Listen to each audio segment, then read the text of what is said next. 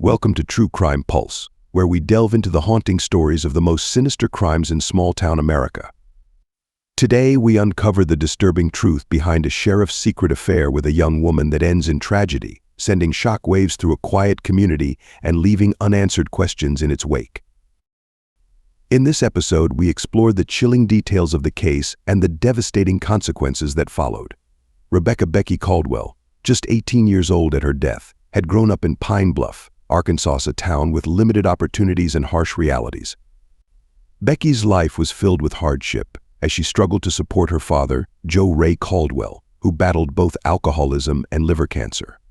Fresh out of high school in 2011, Becky worked as a stripper at the Honey Pot, a local club, to make ends meet. The job wasn't her dream, but it allowed her to imagine a brighter future. It was here that she crossed paths with Sheriff Dave Pringles, a married man 34 years her senior and a prominent figure in Pine Bluff. Dave quickly became captivated by Becky and began visiting the club regularly. Their secret relationship offered Becky a way out of her difficult circumstances, as Dave showered her with gifts, paid her bills, and even funded outings for her father. But the relationship came at a cost. Dave was possessive, and though Becky initially enjoyed the material benefits, she began to feel trapped. Things turned dark when Dave's wife, Pauline Pringles, confronted Becky publicly, accusing her of ruining her marriage. Humiliated and distressed, Becky started to distance herself from Dave, but he refused to let her go. In the days before her death, she confided in a friend about her desire to leave Pine Bluff and start over elsewhere. On January 28, 2012, at around 9:30 a.m., Sheriff Dave Pringles called 911, reporting that he had found Becky's body in his home office, a gun in her hand, and a fatal gunshot wound to her head. Dave claimed it appeared Becky had taken her own life with his service weapon. Becky's death, occurring in the sheriff's residence in a quiet suburban neighborhood, sent shockwaves through Pine Bluff, where tragedy on this scale was all but unheard of. When first responders arrived, Sheriff Pringles was the one to meet them. Though visibly shaken, he was composed as he informed the officers that Becky had been dealing with personal issues and had likely taken her own life.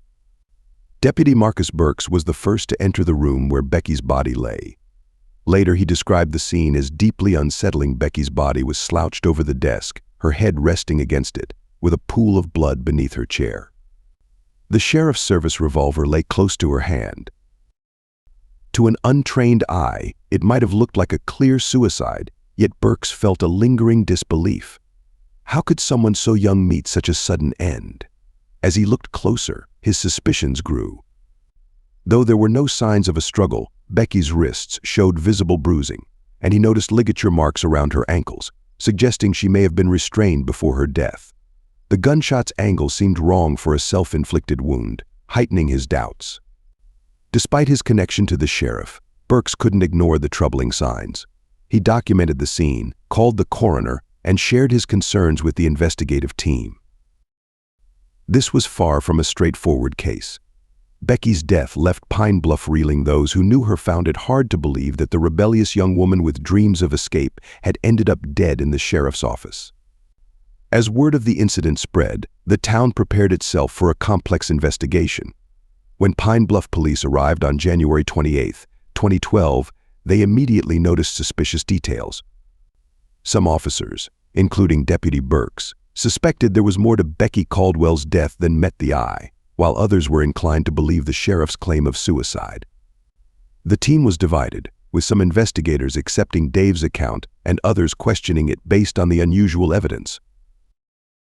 Forensic experts were quickly called to examine Becky's body, and their findings only deepened the mystery. The autopsy revealed bruising on her wrists and ligature marks on her ankles, raising doubts about the suicide theory. Even more perplexing was the discovery that Becky had engaged in consensual sexual activity shortly before her death, though testing confirmed she hadn't been assaulted, complicating the case further. As the investigation gained momentum, Sheriff Pringles grew concerned about the potential fallout. A respected figure in Pine Bluff known for his dedication to law and order, he now faced a scandal that threatened to destroy his reputation. Allegedly, he used his influence to bribe local media outlets to downplay the story, with news reports focusing on Becky's troubled past and hinting that her death might have stemmed from personal struggles. However, a few independent blogs and social media accounts questioned the official narrative, highlighting the unusual circumstances surrounding her death and her secret relationship with the sheriff.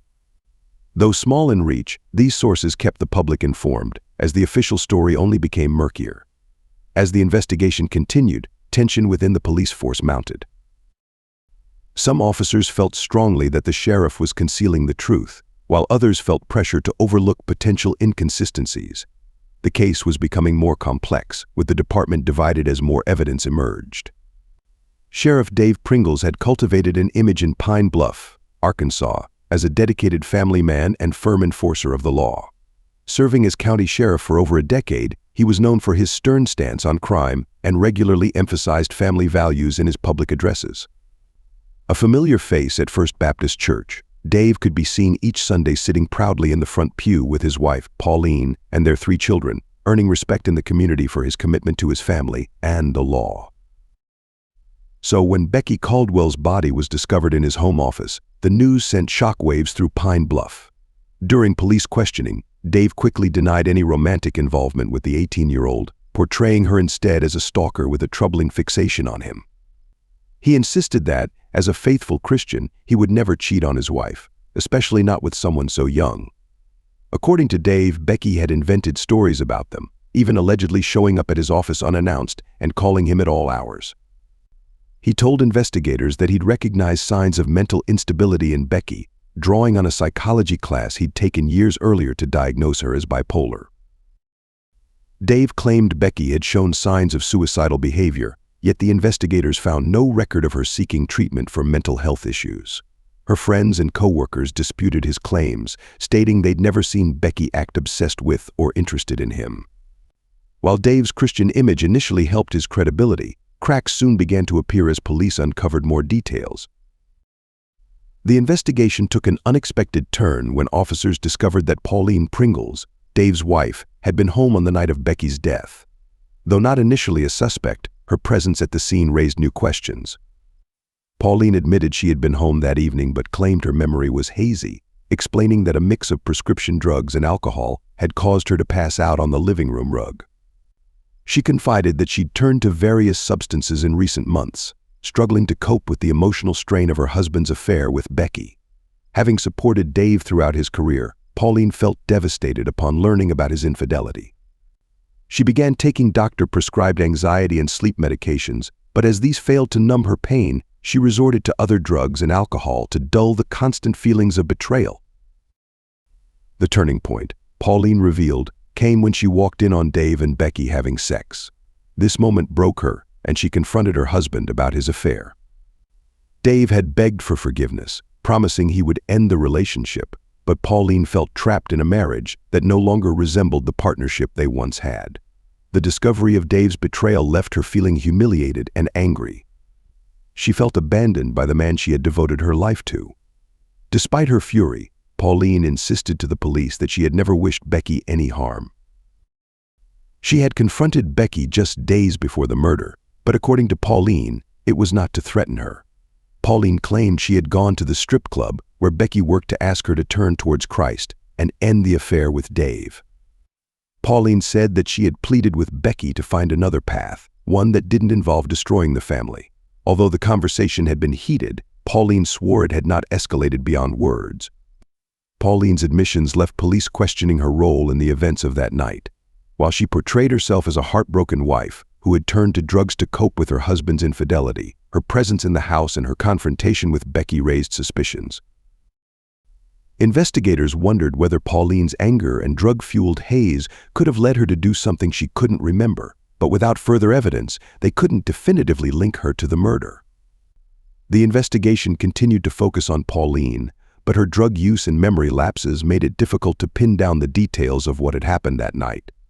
The investigation took a dramatic turn when police uncovered a disturbing history about Sheriff Dave Pringles. While initially focusing on Pauline and the possibility of Becky Caldwell's death being a suicide, detectives stumbled upon a shocking twist. Digging deeper into Dave's past, they found evidence suggesting that Becky wasn't the young woman he had manipulated.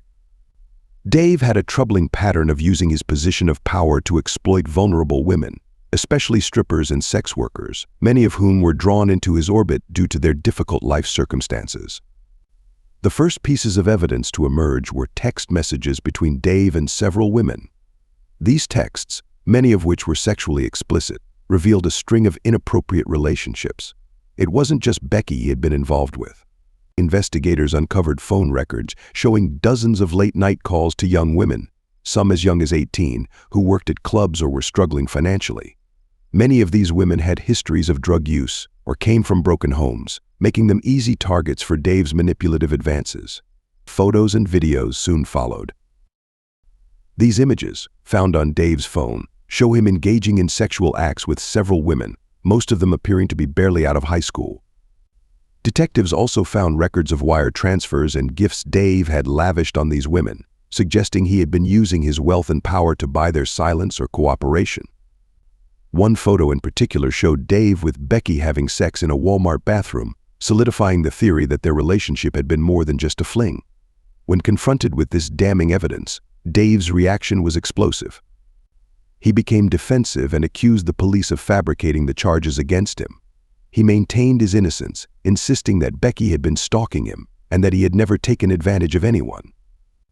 Dave dismissed the text messages and photos as horsing around or bad jokes taken out of context. He argued that his relationships with these women were consensual and that he was being persecuted for his position as sheriff. His outbursts only confirmed suspicions among the investigative team.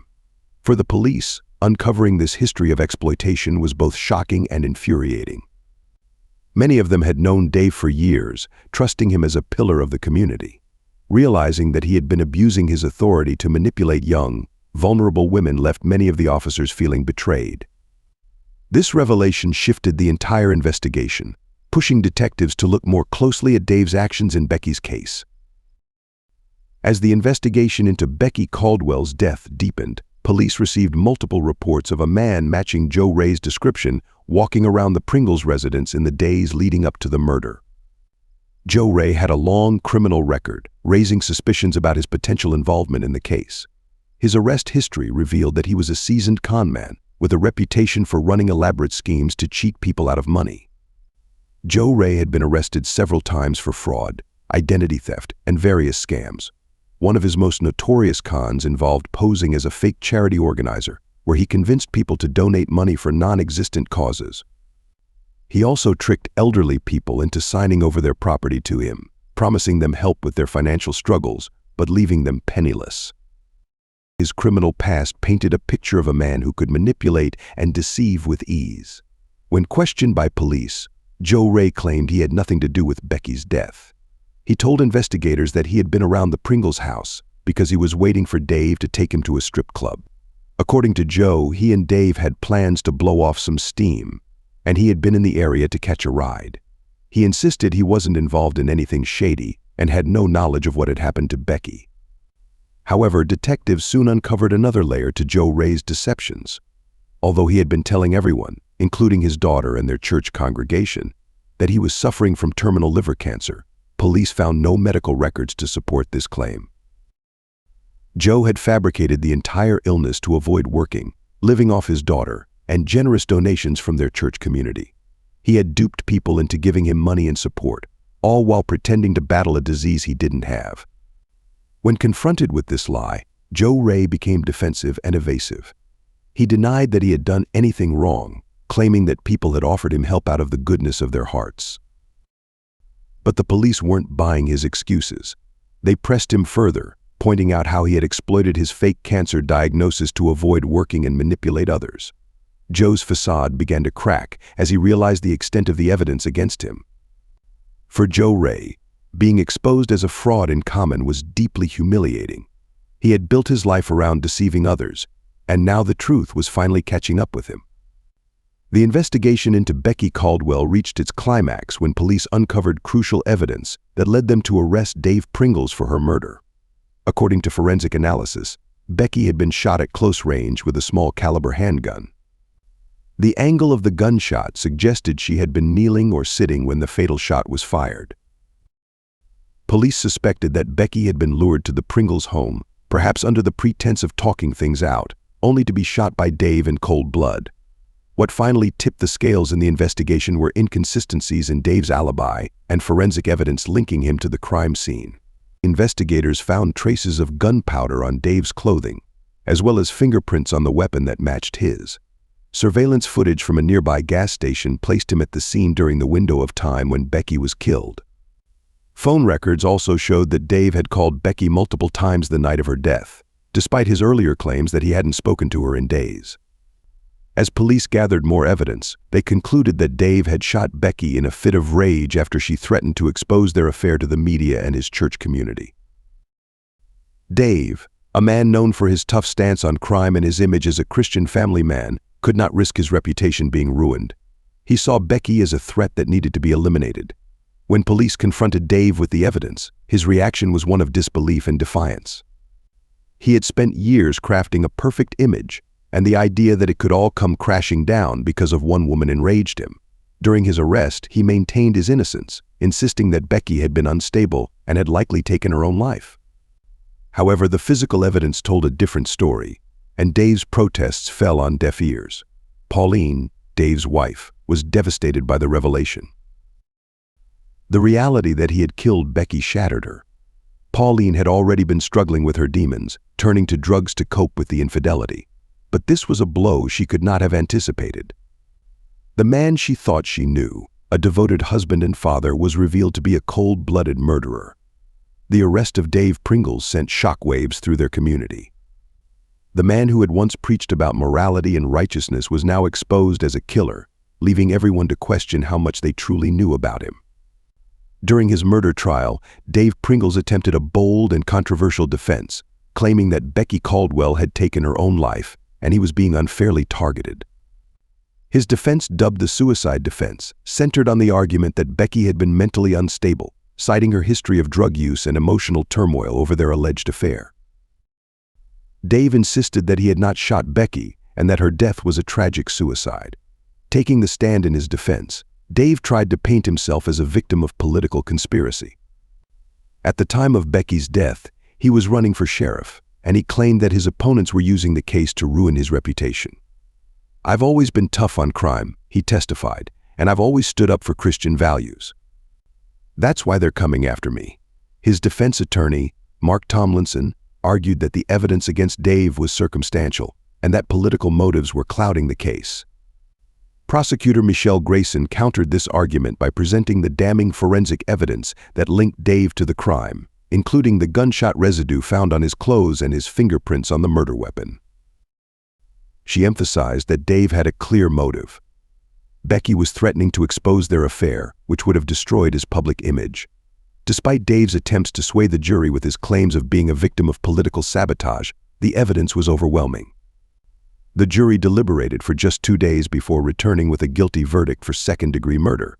During sentencing, Dave remained stone-faced, but those close to him said he was furious at what he saw as a gross injustice. His once promising career in law enforcement was over, and he was sentenced to 25 years to life in prison. Pauline, Dave's wife, had mixed emotions about the verdict. On one hand, she was relieved that justice had been served for Becky's murder. On the other hand, the man she had spent years with, despite his infidelity and betrayal, was now headed to prison. She felt a deep sense of loss, not just for her marriage, but for the life she had once imagined they would share. The trial and its outcome shocked their community, as Dave had been a figure many had trusted. The man who preached about Christian values and law enforcement integrity was now behind bars. After the trial, the lives of Dave, Pauline, and Joe Ray took unexpected turns. Dave Pringles was sentenced to 25 years to life in prison for the murder of Becky Caldwell. As he began serving his time, he was labeled a pariah among inmates. His reputation as a tough lawman turned sheriff was shattered, and he faced a harsh reality in prison where the code of conduct was unforgiving. Meanwhile, Pauline was left to pick up the pieces of her shattered life. With Dave gone, Pauline found herself navigating her grief and confusion alone. Shortly after the trial, Joe Ray entered her life again. He had been a familiar face during the trial, a man who claimed to be recovering from cancer and in need of support. His charm and seeming interest in embracing a Bible-loving Christian lifestyle drew Pauline in. They quickly formed a bond, and Joe moved into Pauline's home, promising her stability and companionship. However, Joe Ray was a con man through and through. As Pauline tried to heal from the trauma of her husband's betrayal and imprisonment, Joe feigned love and affection. He exploited Pauline's vulnerability and began to drain her financially, cleverly siphoning off her life savings. He would often ask for money to help others in need or claim he had medical expenses to cover. As months went by, Pauline noticed that her bank accounts were dwindling, but Joe always had an excuse. He insisted that he was managing their finances and that everything was fine. Pauline, who was desperate for companionship and trust, believed him. She didn't realize that she was falling victim to yet another betrayal. It wasn't until a neighbor, suspicious of Joe's behavior, alerted the police that the scheme began to unravel. Authorities launched an investigation into Joe Ray's activities and uncovered a trail of deceit that included multiple reports of fraud against him in the past. Once they connected Joe to Pauline and her missing funds, they arrested him. When Joe was taken into custody, Pauline was left devastated and nearly penniless. The man she had trusted had manipulated her at her most vulnerable. While she had survived the fallout from her marriage to Dave, she now faced a new battle, rebuilding her life from scratch. This shocking turn of events reminded the community of the dangers of trusting too easily. Pauline's story became a cautionary tale about love, trust, and the importance of vigilance, especially in the wake of betrayal. This case serves as a harrowing reminder that abuse of power often lurks behind the polished exterior of authority figures. Becky's story lives on as a warning and a call for accountability, a reminder that no secret can remain hidden forever.